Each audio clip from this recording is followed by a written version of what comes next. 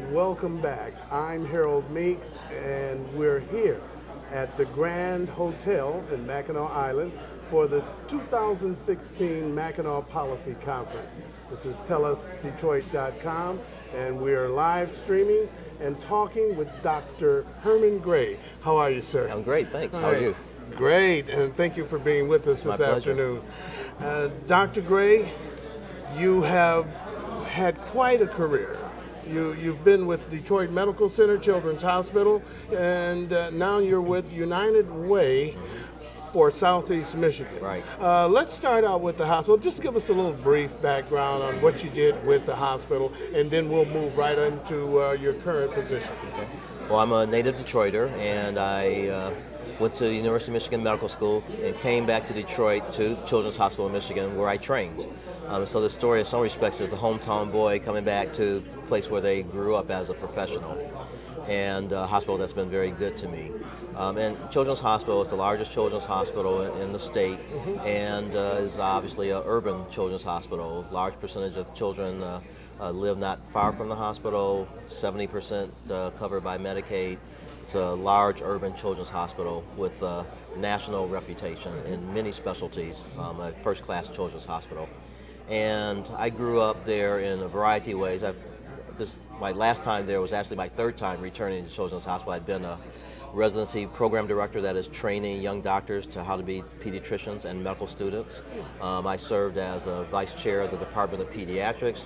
During part of that time, I was an associate dean of the medical school, which is Wayne State University, is the partner with Children's Hospital. And most recently, I was the president of the hospital there for almost 9 years, from 2005 through 2013, thereabouts. And so it was an opportunity to work, practice, and ultimately be a senior level administrator in a hospital that my father, who was a surgeon, who practiced in the 50s and early 60s in Detroit, could not even practice in because African American physicians could not even get on the medical staffs of the DMC. The DMC didn't even exist. And it was only when the city of Detroit started to create the Detroit Medical Center and were seeking federal dollars that the medical staffs became integrated because they wanted the federal dollars. And so in one generation, I went from my dad not being able to practice in one of these hospitals to his son being a CEO of one of those hospitals. That's fantastic. So it's a What great very special story. place for us personally as well as professionally. Now, let's move forward. Yes, sir. And you're now with United Way. You're the president and CEO with United Way for Southeast Michigan. Tell us a little bit about what's going on there. United Way for Southeastern Michigan covers Wayne, Oakland, and Macomb counties in Michigan, the Southeast Michigan area, a population of roughly 4.5 million people. And United Ways, as many people may know, are organizations that are dedicated to having positive impact on communities. So we like to say that we mobilize the caring power of the folks in our community to lift up and make our community a great place to live. And so we have a number of focus areas, most notably our high school work in helping that diploma actually mean something for high school graduates who are prepared either for work or for further education in college. And actually work also entails further education, childhood hunger, and early childhood education. Those are three areas that we believe, and I believe particularly, is a big bet on the future. That is, we have to ensure that the children, our youth, are prepared as best they can be prepared to live in a competitive world. And so the United Way also has basic needs kind of services. Many people are familiar with the 211 call line, Right. Where if you have some sort of social emergency, you can call and get assistance.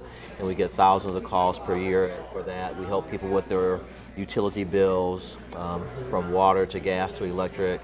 Any number of services, financial stability services, helping people with financial counseling to improve their credit scores, to learn how to budget, to try to prepare themselves to be self-sufficient and financially stable. It's one thing to take care of emergencies and to help people when they are in trouble.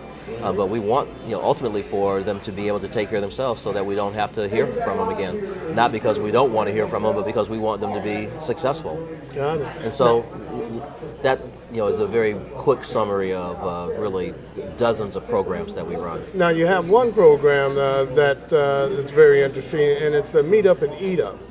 Can you tell us a little bit about what that program does? Yeah. One, I love the name, and I can't take any credit for it whatsoever. But many of us know that children can receive free breakfast and free lunch programs in public schools as a result of federal funding.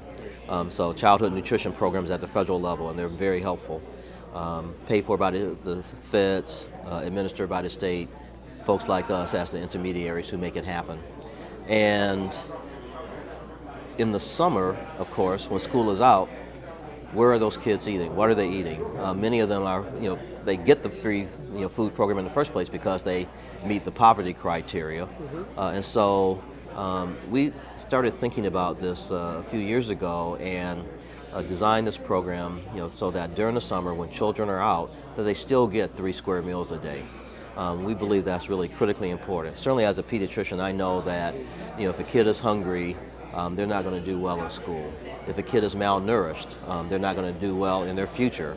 And so this is a program that we have now served last year a little more than 1.5 million meals in 600 plus locations across the state of Michigan. Okay. So this one actually extends beyond our region. Now you have to wrangle these children in the summertime because they're all over the place in order for them to get them.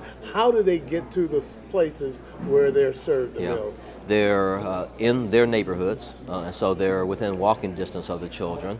And we try to make it a fun and engaging sort of activity. So it's not just a couple tables set up with boxes with sandwiches in them. Right. It's a whole atmosphere of a carnival-like atmosphere or block party sort of atmosphere with music, with games.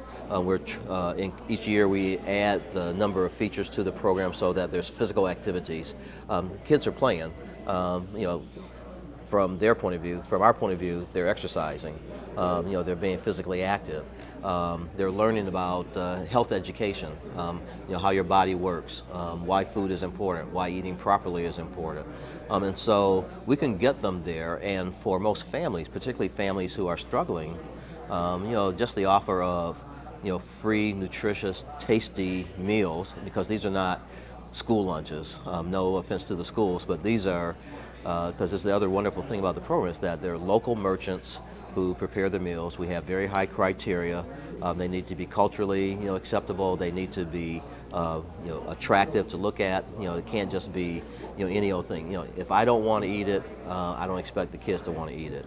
And so that's the criteria we use. And doing that, we've developed a reputation for high quality, food for kids who need it.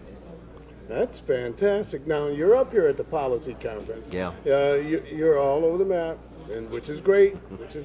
You've gone to a lot of conferences, and one being the J.P. Morgan Chase event. Yeah. Can you tell us a little bit about what happened there? Yeah.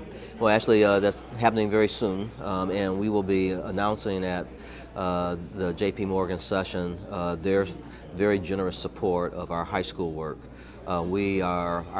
For the last 5 years or more, we have embraced a dozen or so high schools, and they were all by definition high schools that were so-called dropout factories, as labeled by Johns Hopkins University education professors, and meaning that they had graduation rates less than 60%. And over the last 5 years, we were able to raise those high schools to an average of 80%.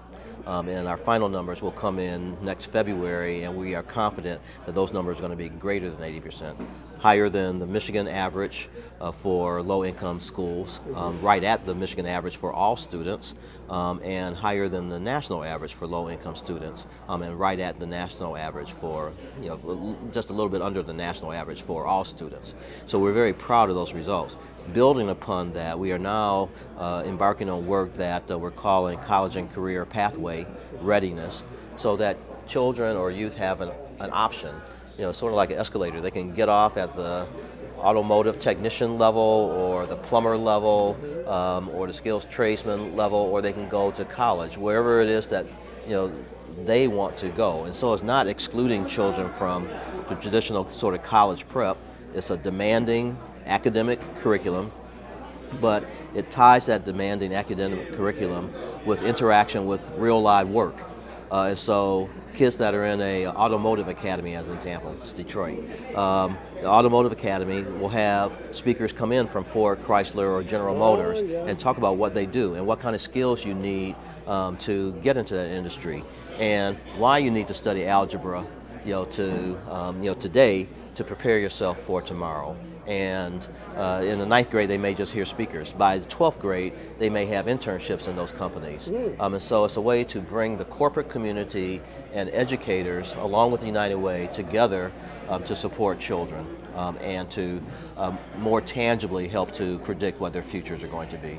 So J.P. Morgan is giving $4 million. $4 million over 3 years. Well, that's going to be quite helpful. Absolutely, and we couldn't do it without them. Okay. And they're joined by the Skillman Foundation and the Ford Foundation, and the Ford Motor Company Fund is also lending in-kind support and perhaps dollars in the future.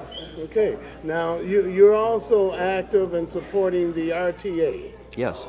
Tell us a little bit about what's going on there. Right. We had a press conference today to highlight, to lift up the Regional Transit Authority master plan. This is a plan for Southeast Michigan to create a comprehensive region-wide through 4 counties, Wayne, Oakland, Macomb, and Washtenaw, to take existing resources as well as creating new resources to have a transit system that actually works for everyone so that poor folks, seniors, disabled individuals can get from here to there in a way that's safe, reliable, and effective and efficient.